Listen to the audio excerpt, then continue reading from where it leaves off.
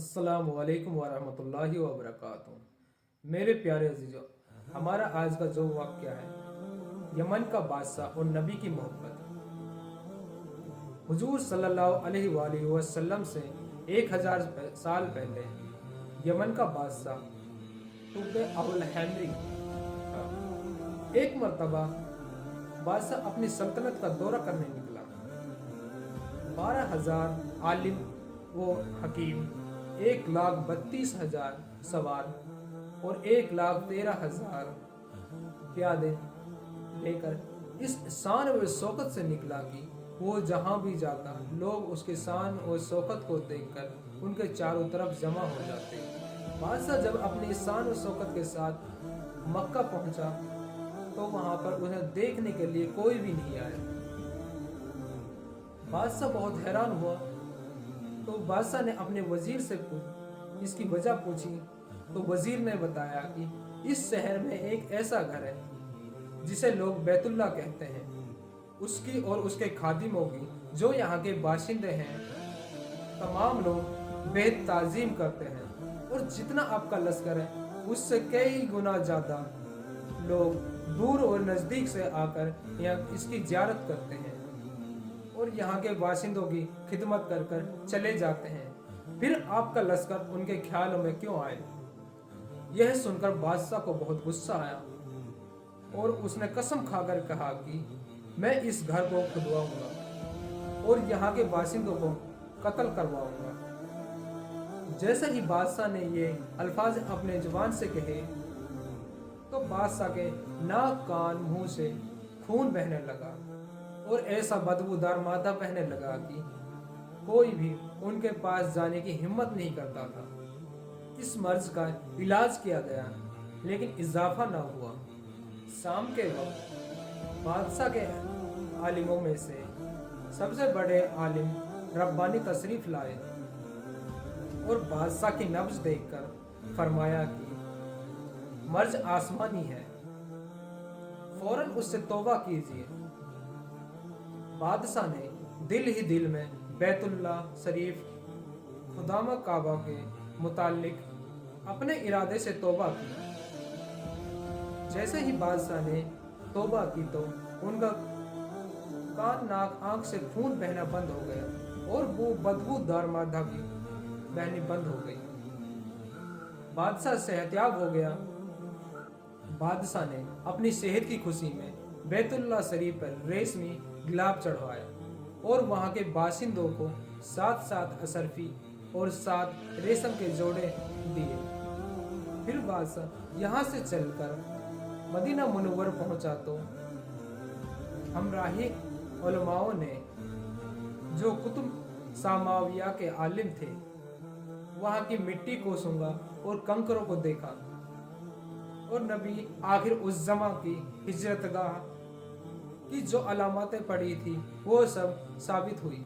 जो अलामतें उन्होंने पढ़ी थी उनके मुताबिक इस सरजमीन को पाया तो बाहम अहद कर लिया कि अब हम इस जमीन पर ही मर जाएंगे लेकिन इसे छोड़कर नहीं जाएंगे। अगर हमारी किस्मत ने यावरी की कभी न कभी, जब नबी आखिर उस जमा सल्लल्लाहु अलैहि वसल्लम तशरीफ लाएंगे, हमें भी जियारत का शर्फ हासिल होगा और हमारी कब्रों पर कभी न कभी तो उनकी जूतियों की खाक मुकद्दस हमारी कब्रों पर उड़कर आएगी, जो हमारी निजात के लिए काफ़ी है।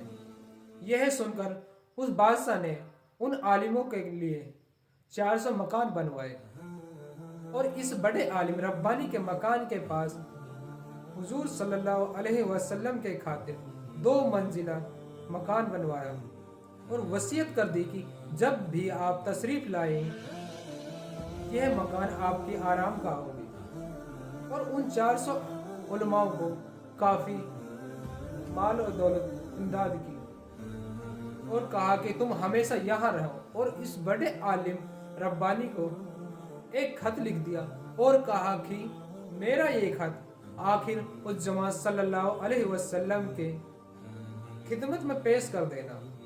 अगर जिंदगी भर तुम्हें हुजूर सल्लल्लाहु अलैहि वसल्लम के ज़ियारत का मौका ना मिला तो अपनी औलाद को ये वसीयत कर देना कि मेरे इस खत पे हमेशा महफूज रखें, हत्ता के सरकार अब्दुल कर्रार सल्लल्लाहु अलैहि वसल्लम में पेश किया जाए। यह कहकर बादशाह वहां से चला गया।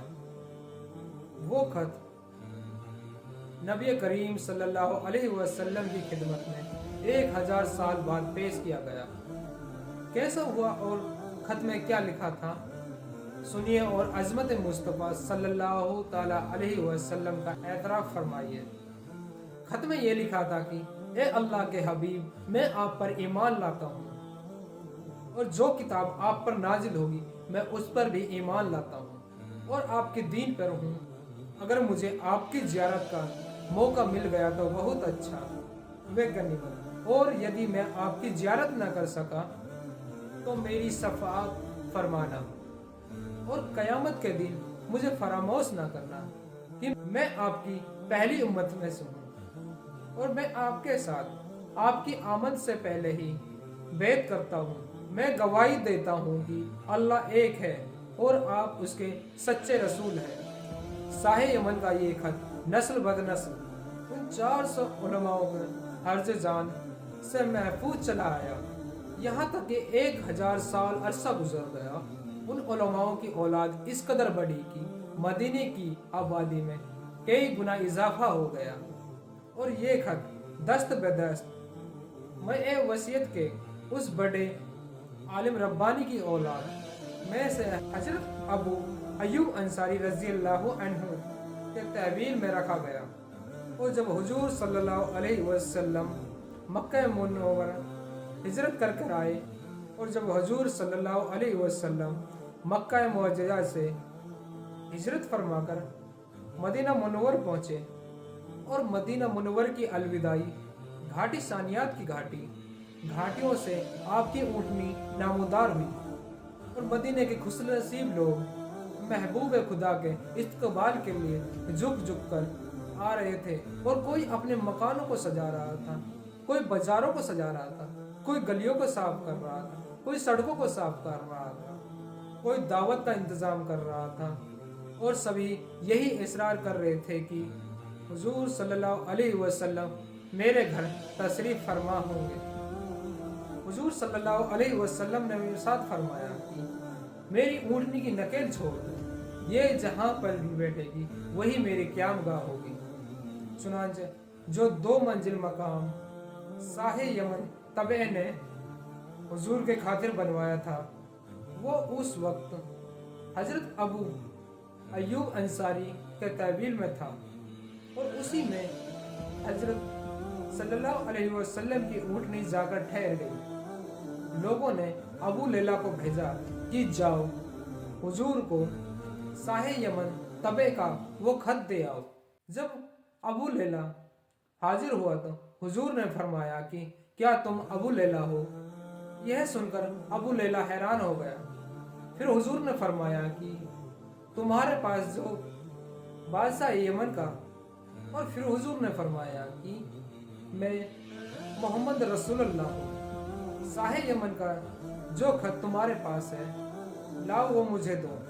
हुजूर ने वो खत पढ़कर फरमाया सालेह भाई को तबे को आफरी व शाबाश है। तो इस वाक़े से हमें क्या सबक मिलता है? हमारे हुजूर सल्लल्लाहु अलैहि वसल्लम का हर ज़माने में चर्चा रहा और खुशकिस्मत अफराद ने हर दौर में हुजूर से फैज़ पाया और मोहम्मद रसूलुल्लाह सल्लल्लाहु ताला अलैहि वसल्लम सारी अगली व पिछली बातें जानते हैं। और ये भी मालूम हुआ कि हुजूर सल्लल्लाहु अलैहि वसल्लम की आमद में खुशियाँ मनाना, मकानों को सजाना, बाज़ारों को सजाना और जुलूस वगैरह निकालना, यह भी मालूम हुआ कि हुजूर सल्लल्लाहु ताला अलैहि वसल्लम की आमद में खुशी में कमाना और बाज़ारों को सजाना और मुअज़्ज़िन करना सहाबा इकराम की सुन्नत है। फिर अगर आज हम हुजूर की आमद में की खुशी में बाज़ारों को सजाएं, मकानों का मुअज़्ज़िन कराएं और जुलूस निकाला जाए तो इसे बिदअत कहने वाला खुद